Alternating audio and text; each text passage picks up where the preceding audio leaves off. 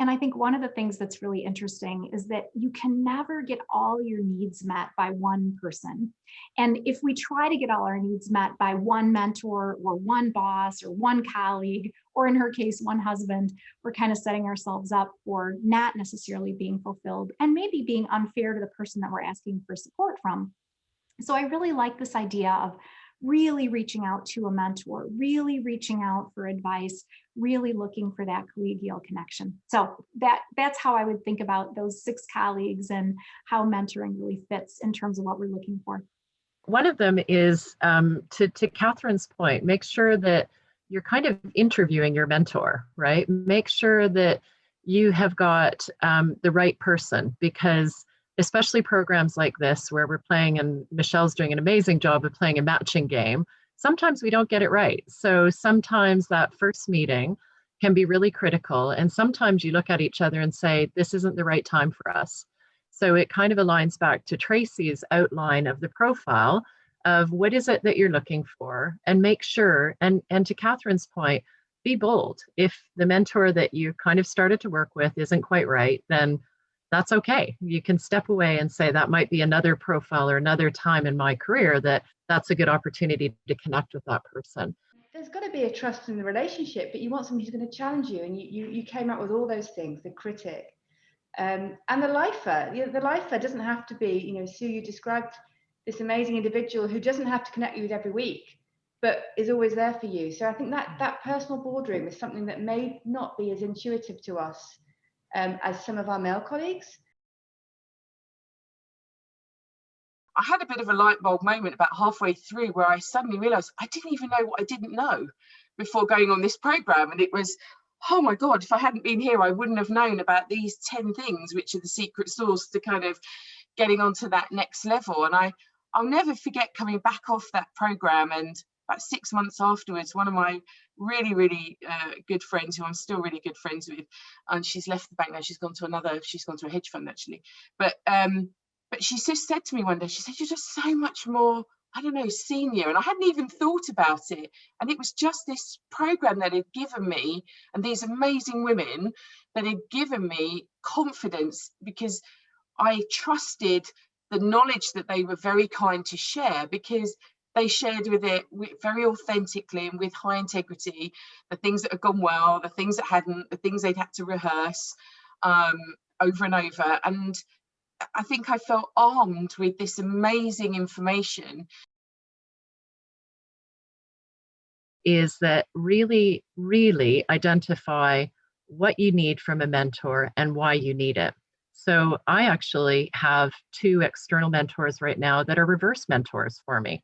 One comes from a totally different generation, and someone else comes from a totally different background, and helping me gain the perspective of what they are challenged by is helping me tremendously. So we're mentees and mentors for life, as far as I'm concerned.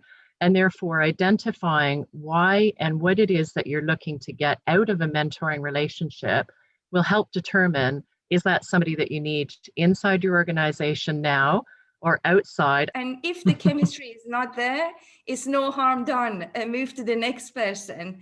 And there, hopefully will be someone who can, address your needs and be that critical friends that you're looking for.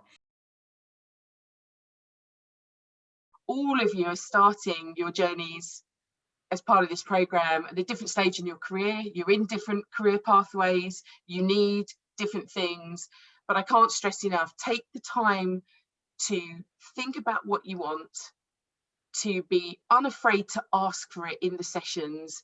If you can, be respectful to the mentors by sending that requirement, before the session. It will really help them prepare and be useful to you, because ultimately the whole point of us doing this is we want to be useful, right? It's a really nice thing to be useful to people, and just go for it. Be really brave, put your best foot forward, and just really try and use it. Do your homework, right? When you go to these, whenever I have a meeting with my mentee, the first thing I do is give them homework, because sometimes people come to a meeting and they have an idea of what they'd like to achieve. And sometimes in those meetings, it's pushing you further, saying, great, you've given me what you want to do in the next 3 years. Where do you want to be in 5 years? Pushing your boundaries and doing your homework and coming to those sessions prepared. And sometimes that's hard because it's really self-reflective moments. And sometimes I love Kathryn's story about going to her offsite of women's leadership, because sometimes you have to be outside your comfort zone to find out what you don't know. Authenticity. I mean, Kathryn, you're passionate about that, and you're a passionate individual, and the person you see on the screen right now is Kathryn, that we all know. But I think that authenticity is the most important part of the mentor relationship on both sides. It builds trust, and also getting down to the authentic individual will actually bring out where we each need to develop and can help each other. I think the other thing is to really be open. Like, the more you share, the more others tend to share. And there's a virtuous loop that's set up, a reinforcing loop. And I love what you were saying, Kathryn, about just being yourself and also being clear about what you're not. The more open I think you can be, the more vulnerable you can be with your mentor, the more helpful they can be to you. And then the third thing, I think, is to really figure out what you need and ask for what you need. And I love your point, Sue, that there are seasons of our career and we need different things in different seasons. So think about, a mentor could be an advocate for you. Maybe a mentor is primarily a coach for you. Maybe a mentor is giving you guidance. Maybe it's a combination of all of those things. But I think a lot of times in the mentor role, we want to give you what you need. And sometimes it can be hard to ferret that out. And so the more you can be really clear about, gosh, I need this, or, hey, I'm struggling with this kind of input or this kind of feedback would be great. So my ideas are: be brave, be open, and ask for what you need.